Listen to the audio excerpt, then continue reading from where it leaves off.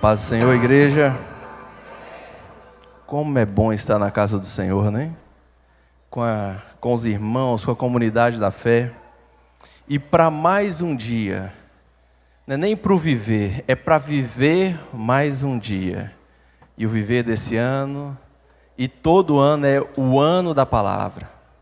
Se você veio aqui por qualquer outro motivo, que não seja para ouvir a palavra, para ter contato com a palavra, seja a palavra cantada, seja a palavra que vai ser ministrada agora, eu te convido a mudar de ideia e abrir o seu coração, porque a palavra viva está presente aqui nessa noite.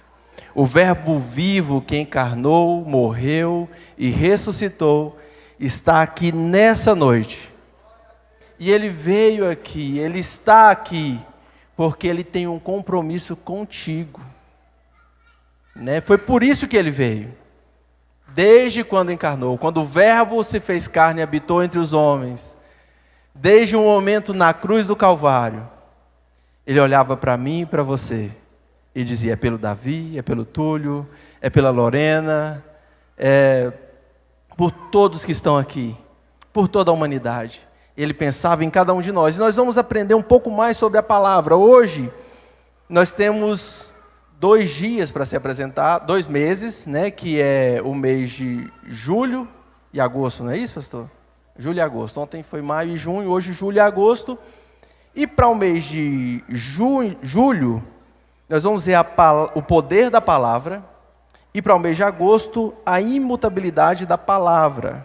Para os que não tem costume de participar do Viver, nós apresentamos cada mês, né, durante um dia. Algumas igrejas fazem em 12 dias, um dia para cada mês do ano.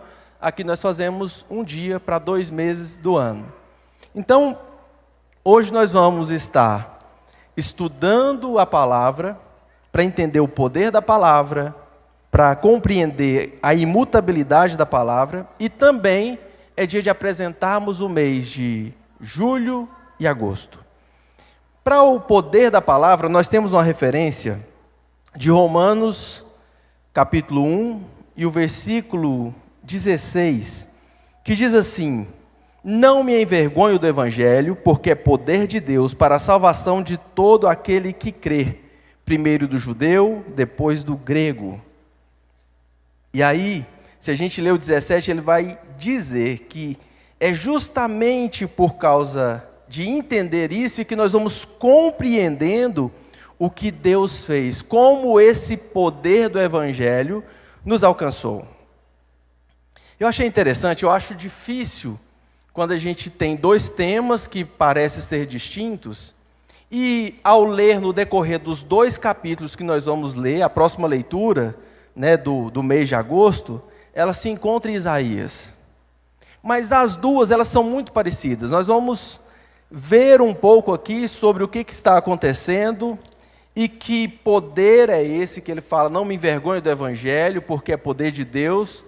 E aí, quando ele fala de evangelho, se nós observarmos Coríntios capítulo 2, a primeira carta, o apóstolo Paulo, no início do capítulo 2, ele diz que quando esteve entre os coríntios, ele não apresentou nada além do que o Cristo e esse crucificado.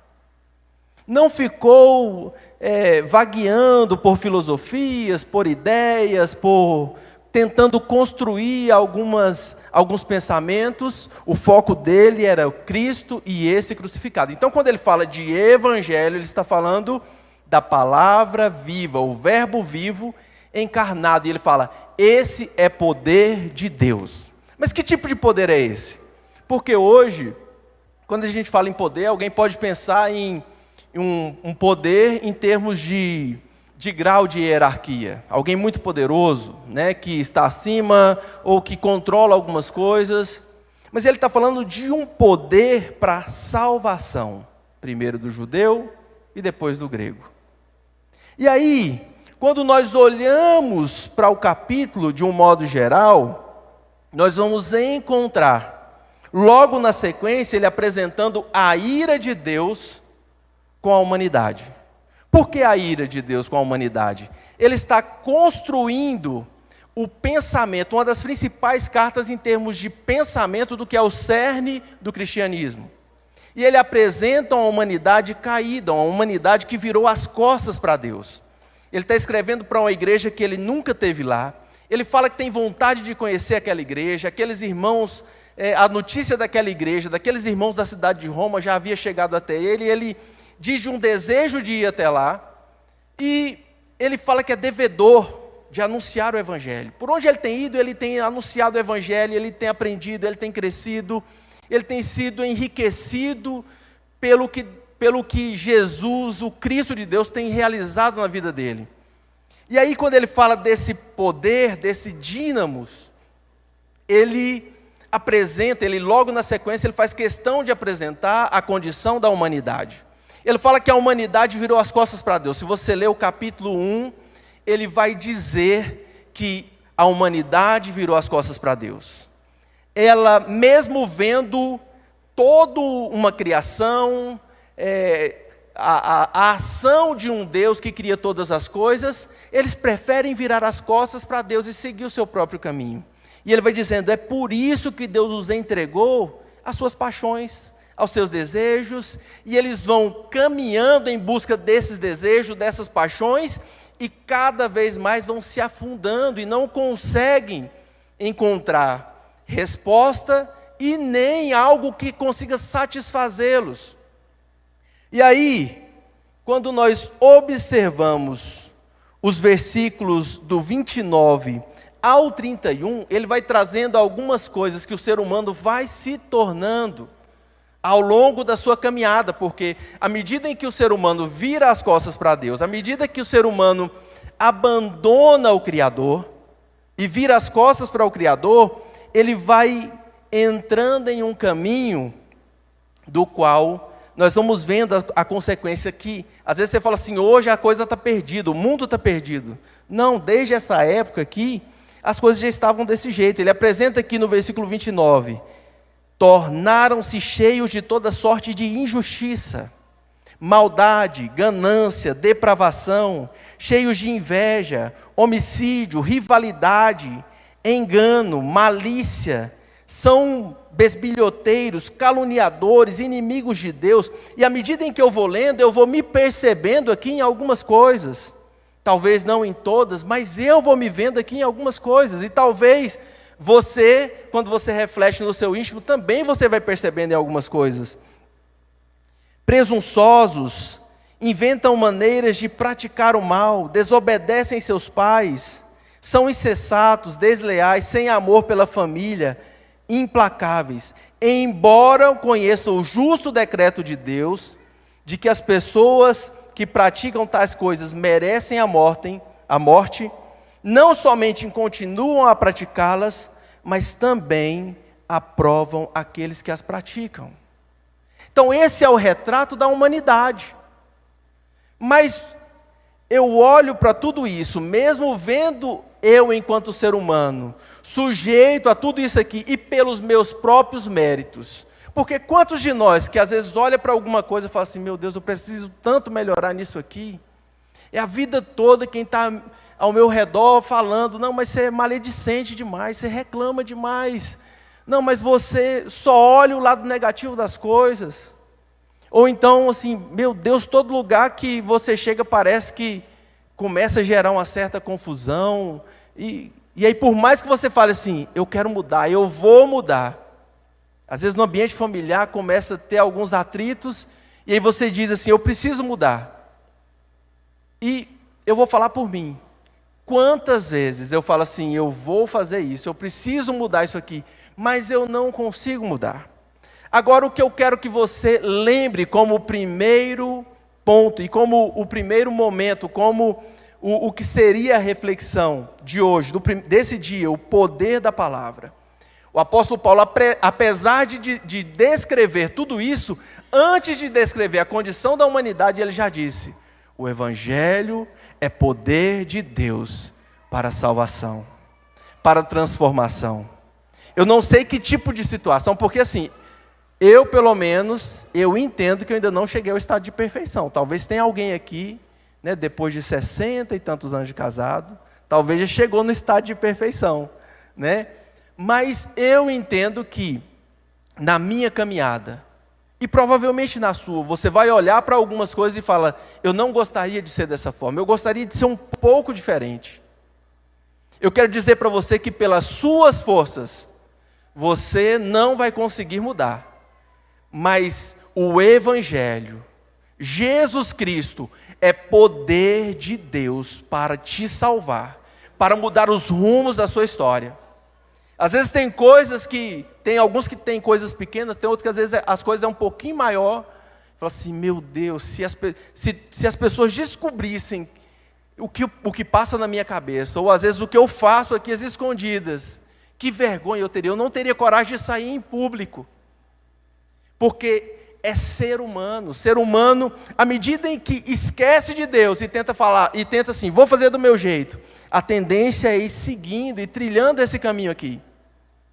Mas eu quero dizer para você que está aqui hoje, porque se você veio aqui hoje é porque você de alguma forma tem expectativas de melhora, de mudança, de alcançar algo que satisfaça de fato o que você foi criado para ser. O que eu tenho para dizer hoje aqui para você é que o Evangelho é poder de Deus para gerar mudanças em você, para transformar você, para transformar as pessoas que convivem com você, porque às vezes você pensa assim, mas eu queria tanto que o fulano mudasse, e aí você começa a ir lá na sua força, no seu jeito, tentando resolver, você não vai conseguir mudá-lo, às vezes nem ele mesmo consegue achar um jeito de mudança, mas Cristo é a mudança que nós precisamos. Cristo é capaz de nos reconciliar com Deus. Porque a grande mudança é que, à medida em que nós nos reconciliamos com Deus, nós alinhamos com o propósito do qual Deus nos criou. Nós começamos a voltar a ser, de fato, o que fomos criados para ser, imagem e semelhança de Deus. Nós fomos criados para que as pessoas, ao olhar para mim, ao olhar para você, ela veja Deus. E cada vez que nós agimos dessa forma, com injustiça, maldade, inveja, rivalidade, engano, não é possível ver Deus em mim nem em você. E o Cristo de Deus vem para que nós fôssemos reconciliados com o propósito de Deus. Nós voltássemos para o centro do propósito de Deus, para que as pessoas, ao olhar para você e para mim, elas consigam ver Deus, imagem e semelhança de Deus. Então, o Evangelho é poder de Deus para resgatar o ser humano. Ele é capaz de construir, de reconstruir uma nova história. Somente através do poder do Evangelho, da palavra viva, eu não me envergonho do Evangelho. Às vezes, em um mundo que a gente vive hoje, muitas pessoas têm vergonha de dizer o que faz, né, ou que são cristãos. Eu lembro que esses dias eu tive na cidade da Priscila, do pai da Priscila, e ele esteve lá no ambiente onde a gente realiza os eventos, e ele perguntou, o Davi está aí? E aí um rapaz que trabalha comigo falou, Davi, pensou que ele foi muito cedo, pensou assim, se combinou com o Davi nosso, o Davi só vem mais tarde. Falou, tem algum Davi aí na empresa? Não tem não. Falou, é o pastor Davi. Ele falou, o pastor? Não, o pastor chega de 5 horas, ele está lá no hotel. Na hora que falou pastor, ele soube identificar. Porque a gente não pode ter vergonha daquilo que nos mudou, daquilo que trouxe esperança para nós, e pode ser a esperança para o outro, e precisa ser a esperança do outro.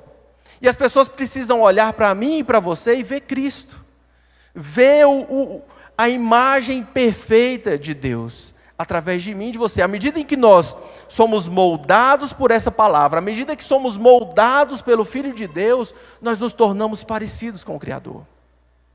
Quando a gente olha para o texto de Isaías, capítulo 40, e aí vocês vão entender a conexão que tem. Quando eu digo que eu comecei a ler, e o Espírito Santo foi ministrando ao meu coração,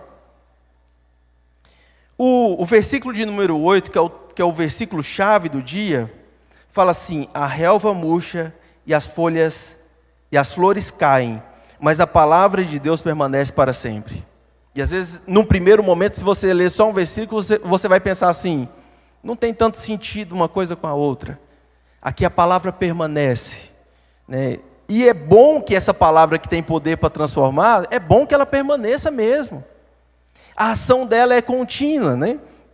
Mas quando eu olho aqui para metade do versículo 6 em diante, o profeta Isaías diz o seguinte, que vou ler do início do 6. Uma voz ordena, clame, e eu pergunto, o que clamarei? Que toda a humanidade é como a relva, e toda a sua glória como a flor da relva. A relva murcha e cai, cai a sua flor quando o vento bate, quando sopra o vento, né? O povo não passa de relva, e a relva murcha, as flores caem, mas a palavra do Senhor dura para sempre. Então, o que o Isaías está dizendo aqui? Toda glória humana, todo o poder humano é como a relva e é como a flor da relva. É como a folhagem, murcha e cai. O que está acontecendo aqui? O profeta Isaías profetiza há aproximadamente uns 150 anos antes do cativeiro babilônico. E ele é o profeta que diz que por causa da idolatria de Israel, Israel vira as costas para Deus. E ao abandonar Deus, e ao se enveredar por um caminho de idolatria, e aí, tanto o texto de Romanos quanto esse texto vai apresentar, está envolvido nesse contexto de idolatria. E idolatria nada mais é do que eu colocar qualquer outra coisa no lugar de Deus. Às vezes você pensa em idolatria quando pensa em um ídolo, em uma imagem de escultura, mas à medida em que eu deposito em uma outra pessoa, em um par, em um esposo, na esposa, alguém que vai trazer felicidade para a minha vida, eu estou colocando essa pessoa no lugar de Deus. O esposo ou a esposa, eles complementam um ao outro e cumprem junto um propósito de Deus. Juntos eles formam e cumprem o que Deus estabeleceu para a criação. Deus cria homem e mulher e fala, a partir de hoje vocês serão um. Vocês são uma só carne. E um é feito para ajudar o outro. Deus cria uma adjuntora para auxiliar, uma auxiliadora idônea. Então, mas no momento em que eu deposito a esperança de felicidade nessa pessoa, ou na minha vida profissional, assim, não, é porque agora eu estou fazendo uma faculdade de medicina, ou então eu vou fazer uma faculdade de TI, porque é a onda da vez, e a partir de então, a minha vida vai para frente. O que vai acontecer? Frustração. Frustração porque tudo isso é como relva. Talvez você já está em uma situação de ter depositado a esperança em algo, em alguém, em um ambiente, e você já se frustrou. Por quê? Porque tudo isso é como relva. Mas o que o Isaías está dizendo é, a palavra de Deus permanece para sempre. Você está projetando o ano de 2025? Eu te convido a projetar o seu ano observando o que Deus tem para a sua vida. Qual a palavra de Deus para você? Observando e alinhando a sua vida com o Filho de Deus. Tendo Ele como modelo, porque a palavra de Deus, o projeto de Deus, dura para sempre. Israel, provavelmente, pensaria o quê? Não, se a gente for para o cativeiro babilônico, o que a gente faz? Antes de ir, e eles tentaram isso, fizeram aliança com o Egito, fizeram aliança com outras nações, porque eles pensavam o quê? Vem uma nação, eu faço uma aliança com outra nação muito poderosa e eles vão nos proteger. Eles deixaram de olhar para Deus, e Deus sabia que eles não iam procurar ajuda, reforços em Deus. E aí Deus está falando, tudo isso é como relva. Todo poder humano, toda força humana é como relva. À medida em que o capítulo vai desenrolando, ele vai mostrando a grandeza de Deus. Ele diz que quem mediu toda a água da terra com a concha da sua mão? Ele vai falando que ele mede todas as colinas no seu prato. E vai demonstrando a fragilidade humana e das nações. Todas as nações são como uma gota em um balde. Você já tentou ver que efeito tem uma gota dentro de um balde? Ele está dizendo, toda a força humana, todas as nações humanas. Às vezes a gente olha assim, tem uma guerra iminente, a China está falando que vai atacar. Toda força humana é como uma gota num balde para esse Deus. E às vezes nós ficamos olhando tanto o que está à nossa volta, preocupado com quem vai assumir o município, o estado, o país. A gente começa a preocupar com essas coisas e esquece que nós somos convidados a ser governados por esse Deus, que toda força, todos os impérios humanos, é como uma gota em um balde. E ele vai demonstrando tudo isso. Olha, nem as florestas do Líbano são suficientes para um fogo em um altar que agrade a ele. Nem todos os animais da terra seria suficiente para oferecerem holocausto a esse Deus. Então, muitas vezes nós ficamos presos a coisas pequenas, observando e tendo expectativas para um ano, para o mês, e fazendo um projeto de vida baseado em perspectivas humanas, e esquecemos de colocar Deus como centro, de buscar a direção nele. E é por isso que Israel, ele vai para o cativeiro. É por isso que a situação da humanidade, como Paulo retrata, ela vai demonstrando que a humanidade vai se degradando cada vez mais. E aí ele conclui o capítulo dizendo, por que você clama, ó Jacó? Por que você queixa, ó Israel? O Senhor não se interessa pela minha situação. O meu Deus não considera a minha causa. Será que você não sabe, ou nunca ouviu falar? O Senhor é Deus eterno, o Criador de toda a terra. Ele não se cansa nem fica exausto. Sua sabedoria é insondável. Ele fortalece o cansado e dá grande vigor ao que está sem força. Até os jovens se cansam e ficam exaustos. Os moços tropeçam e caem. Mas aquele que espera no Senhor, renovarão as suas forças.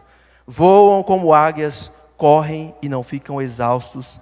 Andam e não se cansam. Eu quando li isso aqui, eu dizia, por que clama, Davi? Por que se queixa, Davi? Eu te convido a fazer a mesma reflexão. Por que você reclama, ó Josadaque? Por que você reclama, ó Robson? Por que se queixa, Lesiel? E aí você diz, o Senhor não está vendo a minha causa. Está difícil.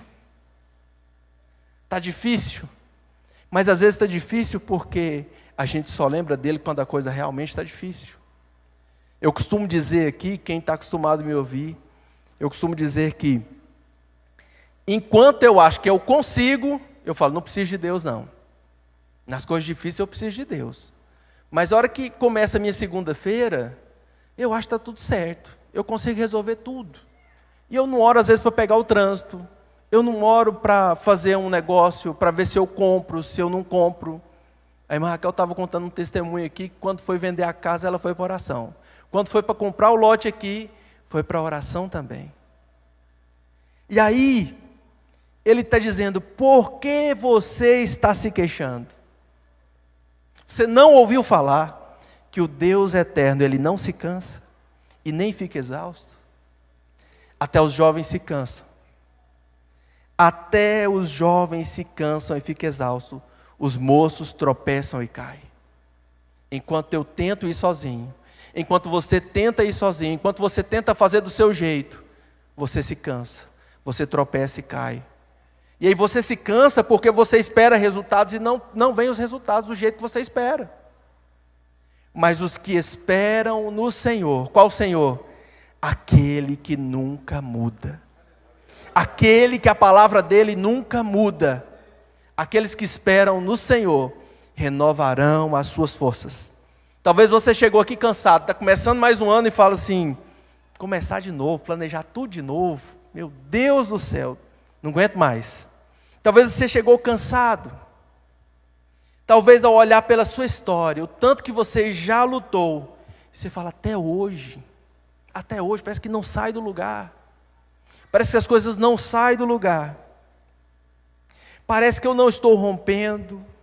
Eu quero te dizer que o verbo vivo de Deus, aquele que é capaz de transformar a história, aquele que é o poder de Deus para trazer salvação, para trazer esperança, para trazer renovo, Ele está aqui nessa noite e está te convidando a dizer, abre a agenda da sua vida para eu guiar, para eu direcionar, deixa eu ser o Senhor da sua história.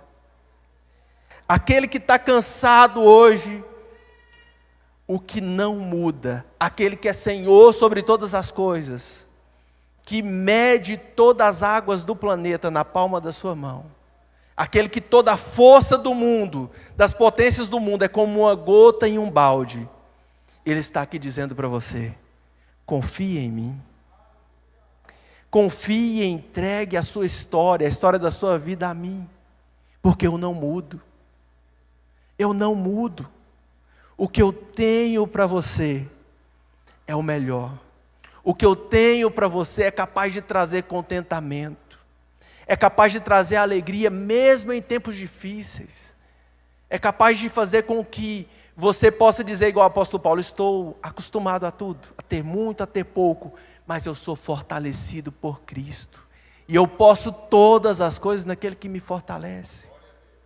Que você comece o seu ano, independente de como você chegou aqui, eu quero que você saia daqui. O convite é para que você saia daqui essa noite, chamando Jesus, chamando o Criador, aquele que não muda, e aquele que é poder vivo, capaz de mudar histórias, para te ajudar, para te conduzir. Não vá do seu jeito, não tente do seu jeito. Até os jovens se cansam. Até quem é novo se cansa. Até os moços tropeçam e caem.